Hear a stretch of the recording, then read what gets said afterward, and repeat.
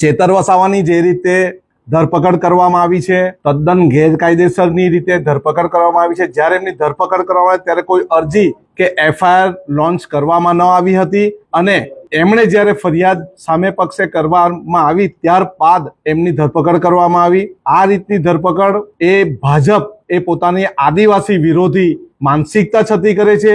જેમને પકડવા જોઈએ એવા એમએલએ કે જેમના પર બળાત્કારની ફરિયાદ છે હજુ સુધી પકડાયા નથી. તેમજ કેટલાઓ લોકો એવા છે, ઉદ્યોગપતિઓ એવા છે, ચીટર્સ ભાજપમાં એવા છે જેમની ધરપકડ થતી નથી. ચેતર વસાવાની ધરપકડ એ ભાજપની માનસિકતા આદિવાસી વિરોધીની છે, એ છતી કરે છે.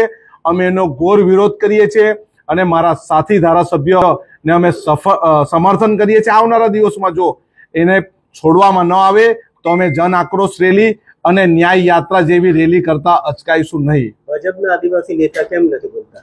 ભાજપના આદિવાસી નેતા કઠપૂતળી બની ગયા છે ભાજપની, અને જો એ બોલે તો એમને ભવિષ્યમાં ટિકિટ ન મળે એવા ડરને કારણે એવો બોલતા નથી. પરંતુ અમે સૌ ચેતરભાઈની સાથે છે.